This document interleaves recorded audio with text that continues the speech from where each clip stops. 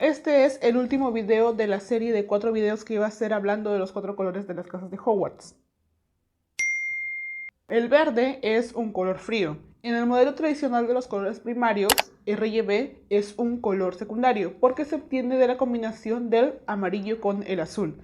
Pero en el modelo de los colores primarios de la luz, RGB, esos que se ven en los paneles, en los televisores y en las luces LED, el verde es un color primario junto al azul y el rojo. En el espectro de la luz visible que el ojo humano puede percibir, que es una cinta donde están todos los colores ordenados y obviamente el ojo humano puede percibirlos a nanómetros de distancia. El color verde está entre el amarillo y el azul. Y en el círculo cromático o la rueda del color, que es una herramienta que utilizan diseñadores y especialmente pues todos los artistas para que el diseño se vea armonioso y se vea todo bien, todo bacán, su color complementario es el rojo, porque cuando están juntos, no mezclados, se refuerzan uno al otro y generan una sensación de armonía así muy bonita. Este ejemplo lo vemos siempre en las decoraciones navideñas, en el color del cabello de Cosmo, que es verde, pero un verde claro, y el color del cabello de Wanda, que es rosa,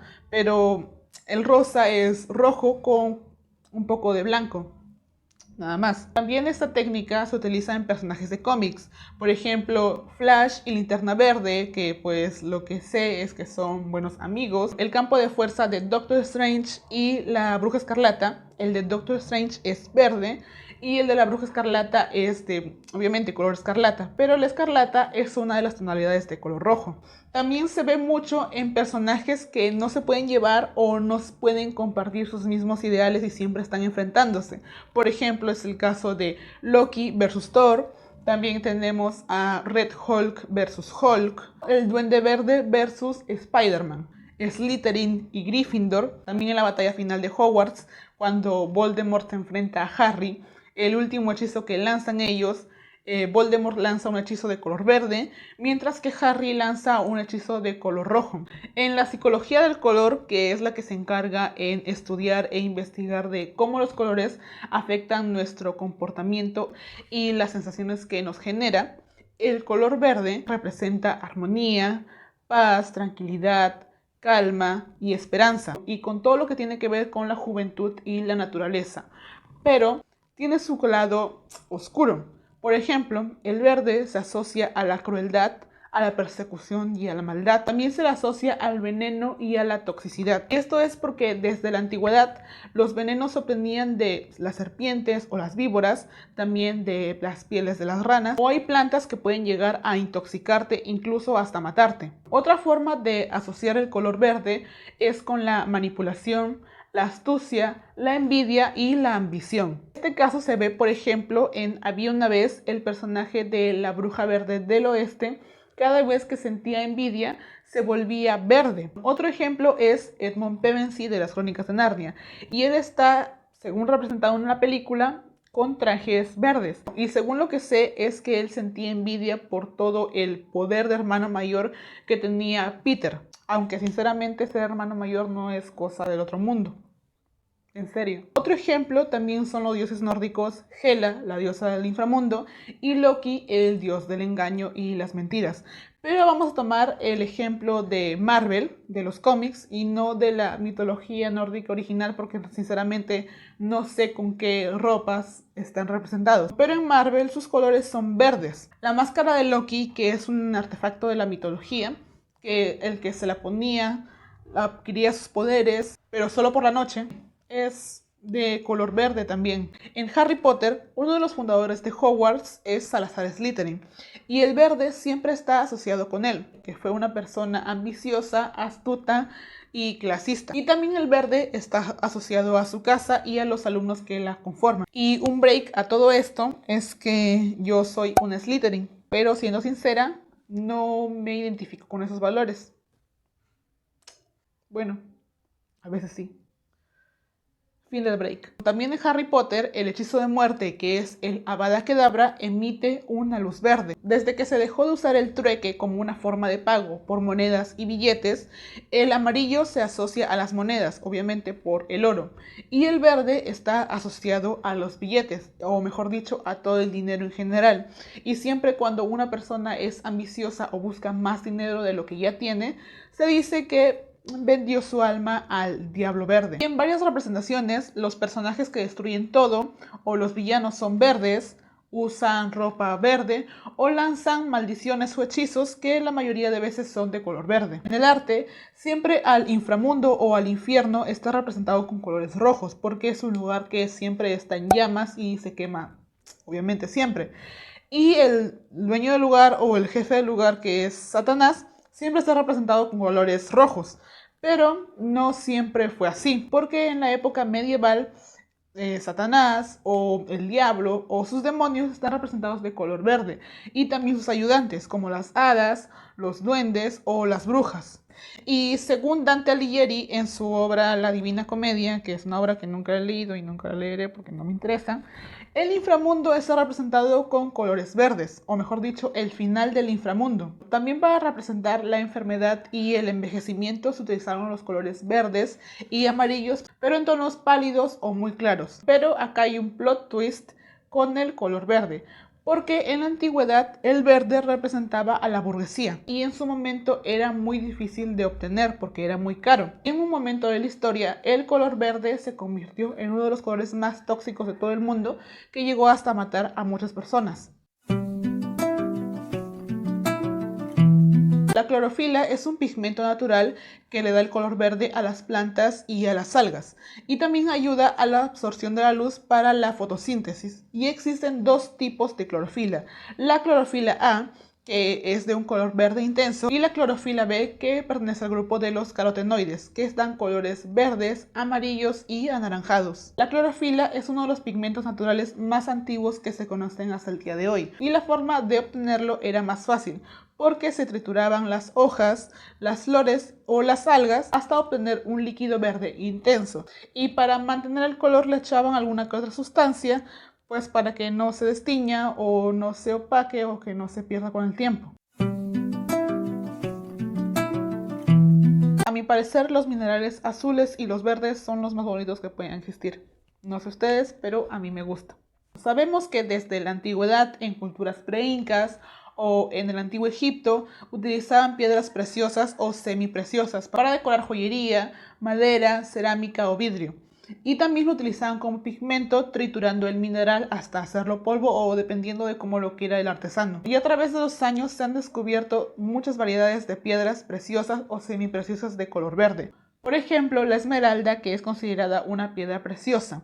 También está el peridoto, que desde la antigüedad lo confundían con la esmeralda, la turmalina, la grisocola, que es un mineral verde azulado, el zafiro verde, que es considerado una piedra semipreciosa, el jade, la atacamita, que se encuentra entre Perú y Chile, la fluorita, que se consigue de una mejor calidad en Argentina, también está la malaquita y la apatita.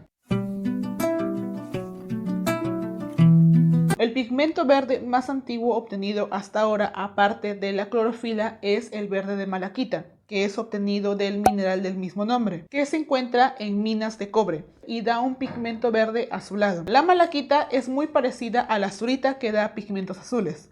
Ambos se encuentran en minas de cobre, están hechos de carbonato básico de cobre y también se le conocen como pigmentos de montaña. La malaquita verde de montaña y la azurita azul de montaña. Y ambos, para utilizarlos como pigmentos, se tenían que moler. Si querías un color más intenso, pues dejabas los cristales un poco más grandes, y si querías un color más claro, se tenía que moler el mineral hasta hacerlo polvo. Finalmente, si no querías utilizarlo como pigmento o solamente lo querías utilizar como decoración, se podría utilizar en cerámica, madera y joyería sin ningún problema. Los egipcios lo utilizaban para pintar papiros o tumbas o para decorar coronas, y lo obtenían del oeste del Sinaí. También al dios Osiris, el dios egipcio, su piel está representada con color verde, que siempre estaba pintado del verde de malaquita. Los mayas también lo utilizaron, pero no como pigmento, sino como decoración. Por ejemplo, en la máscara funeraria de la Reina Roja de Palenque, en la sala de malaquita del castillo de Chapultepec, También está en la sala de malaquita del Palacio de Invierno de San Petersburgo, en el retrato de Arnolfini de Van Eyck o en Crisantemos de Renoir. También existe otro pigmento verde llamado verde malaquita, pero no se le debe de confundir con el verde obtenido del mineral de malaquita, sino que es otro, y lo llaman así porque tiene un color muy parecido al mineral. En la antigüedad se utilizó como antiparasitario para los peces de agua dulce que se crían en cautiverio, esos que viven en las peceras o en los acuarios. Pero se dejó de utilizar en algunos países porque era considerado tóxico y en vez de mejorar a los peces, los mataba. El verdigris, el cardenillo, el verdín o el verdete es otro pigmento verde, que se dice que los romanos o los griegos descubrieron un nuevo método de cómo obtener un nuevo pigmento. El proceso de obtención era un poco más largo que los otros colores. ¿Y cómo era? Ellos dejaban láminas de cobre, era necesario que sea cobre, o si no encontraban cobre podría ser bronce, y los dejaban fermentar en vino o vinagre, o si no tenían ninguno de los dos podría ser cerveza, y si no tenías ninguno de los tres, pues los dejabas fermentar en orina. Y si se utilizaba el vino, se dejaba especialmente entre los pellejos de las uvas, que se dice que se obtenía un mejor resultado. Las láminas de bronce o de cobre se dejaban fermentar. Luego de unas cuantas semanas se formaba un óxido, porque obviamente se empezaba el proceso de oxidación del metal con el líquido. Luego sacaban las planchas de metal y obtenían una costra que era el óxido de cobre o de bronce. Luego ese óxido lo raspaban o lo lijaban hasta hacerlo polvo y obtenían un color verde que lo conocían como verdín. Y el agua que quedaba fermentada, o sea el vino, el vinagre o la cerveza, se lo tomaban como jarabe medicinal. Otro método que se descubrió en la Edad Media era que dejaban las placas de bronce o de cobre en un cubo lleno de excremento. Bueno, sinceramente no sé si era excremento humano o de algún animal. Luego de unas semanas sacaban las láminas del estiércol y veían que se había formado en las placas de cobre o de bronce un óxido en forma de costra. Eso lo raspaban o lo lijaban hasta hacerlo polvo y obtenían también el color verdín, que se usó en manuscritos medievales, planos y mapas. También el color original de algunas estatuas hechas de bronce o de cobre, al final con el proceso de oxidación por el paso del tiempo, se han vuelto de este color verde azulado. Por ejemplo, la Estatua de la Libertad, en las estatuas de la Fuente de San Michel, en la estatua de Selena o en la estatua del dios Jan Payek que se encuentra en el Museo de Bruni. También existe otro pigmento obtenido a partir del verdigris, que es el resinato de cobre. Y por ahí en la época medieval siempre confundían el cardenillo con el resinato de cobre, así que en algunos registros vas a encontrar cardenillo o resinato de cobre como un pigmento igual o que sea el mismo. La tierra verde es un pigmento que está compuesto de dos arcillas, celadonita y glauconita, que contienen sales de hierro, magnesio, aluminio y potasio. Antiguamente se encontraba en lugares donde había mar. La mayor fuente de donde los artistas europeos obtenían la tierra verde en la antigüedad es en Chipre y en Italia, específicamente de Verona. Por eso también le llaman verde de Verona o tierra verde de Verona. Los romanos usaban este pigmento en murales de Pompeya, Herculano o Lión y asociaban el color verde con Venus, que era la diosa del amor, la belleza y la fertilidad.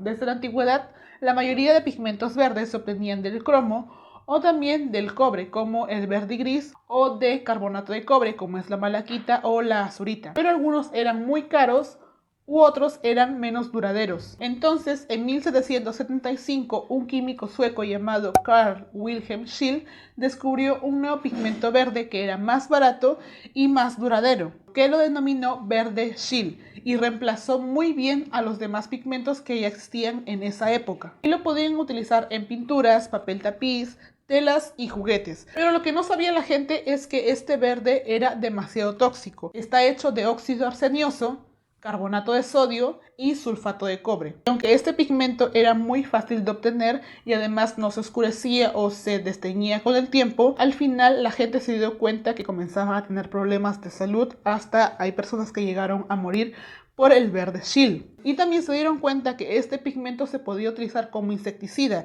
y combinándolo con comida se podía utilizar como veneno para ratas. Y también ayudaba a conservar la madera. Se cree que una de las víctimas del verde Scheele fue Napoleón Bonaparte, porque cuando lo exiliaron a Santa Helena luego de perder la batalla de Waterloo en 1815, se dice que se quedó en un cuarto que tenía papel tapiz verde y tenía también algunas telas del mismo color, que era el verde Scheele, y que el arsénico que contiene este color empeoró su estado de salud porque también él sufría de otros males. Entonces, como la gente se estaba dando cuenta que el verde Scheele estaba empezando a hacer daño a las personas, pues decidieron que iban a mejorar el verde Scheele por otro pigmento mejor. El verde de París o el verde esmeralda, que no lo debemos de confundir con el mineral la esmeralda, es un pigmento que salió a partir del verde Scheele. Es un pigmento que apareció a mediados del año 1810. Dos químicos alemanes querían mejorar la versión del verde Scheele y lo denominaron verde de París, que sea más duradero, que sea más brillante, que no se oscurezca con el tiempo y que sea más sano. Pero lo que no sabían los demás es que el verde de París también tenía arsénico como el verde Scheele. Y a partir de 1820 lo utilizaban para pinturas en lienzo, para teñir telas. Y un break a esto es que, pues, en los vestidos que utilizaban las mujeres en la antigüedad que estaban teñidos de color verde, tenía arsénico. Y le añadían un apretado corset. Y siendo sincera, esta combinación las mataba. También utilizaban para el jabón, caramelos, juguetes para niños y fuegos artificiales. Y como ya sabemos, no todo siempre es bonito y también hubo un problema con el verde de París, porque todavía se seguían registrando daños y muertes por este color. Hay una historia que cuenta qué tan tóxico era el verde de París. Se dice que a mediados del siglo XIX, un médico llamado Thomas Horton le dieron la tarea de investigar la repentina muerte de los 3 hijos de una pareja llamada Turner y también de salvar la vida de la última hija que quedaba. Entonces, él investigó y se dio cuenta que los otros doctores habían dicho que los niños se habían muerto por difteria, porque presentaban los mismos síntomas. Pero el doctor se dio cuenta que los vecinos del lugar no estaban contagiados ni tampoco presentaban los mismos síntomas de difteria porque es una enfermedad contagiosa. Entonces el doctor empezó a sospechar otro factor y se dio cuenta que el cuarto donde estaban los niños tenía papel tapiz verde y algunas telas también del mismo color. Mucho tiempo antes de que los niños murieran, un grupo de médicos había dado cuenta que el verde Scheele o el verde esmeralda, o también conocido como verde de París, tenía arsénico que podía llegar hasta matar. ¿Pero cómo? Pues el papel tapiz o las telas que estaban teñidas con este color, cuando pasaban por la humedad o el paso del tiempo, esos factores hacían que el arsénico que estaba en las telas o en el papel tapiz se desprendiera, creando una atmósfera venenosa y que se debía de dejar de producir este pigmento. Y entonces el doctor Thomas Horton se dio cuenta que los niños probablemente se hayan envenenado con arsénico. Al final, la niña no pudo sobrevivir y el doctor mandó a que se le haga una autopsia. Y como él ya sabía, la niña había muerto por intoxicación de arsénico. Entonces, el doctor Thomas Horton y otros médicos le informaron a la comunidad científica de lo que estaba sucediendo por el envenenamiento de los niños y ancianos con arsénico. Pero la comunidad científica no les creyó porque ellos no consideraron que el arsénico pueda desprenderse del papel a tales condiciones como la humedad.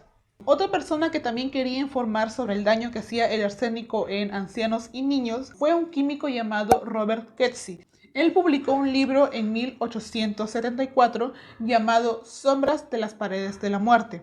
Pero ese libro estuvo impreso con tinta verde de París o tinta verde de Esmeralda y se convirtió en el libro más peligroso de la historia, que hasta las librerías o las bibliotecas prohibieron su venta. Y actualmente solo existen 4 ejemplares de ese libro. Hasta finales del siglo XIX y comienzos del siglo XX, el verde de París, el verde Scheele o el verde Esmeralda se dejó de utilizar porque provocó demasiadas muertes. Y al final comenzaron a utilizar pigmentos que no tenga arsénico y la gente empezó a retirar todo lo que tiene que ver con verde en esa época. Bueno, el verde representa naturaleza y juventud, pero también en un momento de la historia se volvió uno de los pigmentos más tóxicos que podía obtener o que haya podido conocer el ser humano. Pero gracias al cielo que ya no tenemos pigmentos que tengan arsénico que nos podían matar. Bueno, acá hay casos donde el agua está contaminada con arsénico, pero ese es otro caso aparte. Y ese sería, como dije al comienzo, el último video de la serie de 4 videos hablando de los colores de las casas de Hogwarts: el rojo, el azul, el amarillo y el verde. Y ese sería el último. Ojalá que te haya gustado todos los 4 videos. Si es así, regálame tu like y suscríbete. Ojalá que te haya gustado este video. Si no te gustó, no hagas nada. Toma agua o toma café y nos vemos en la próxima. Adiós. Oigan, Shrek y Fiona son verdes. Entonces, ¿ellos son buenos o malos?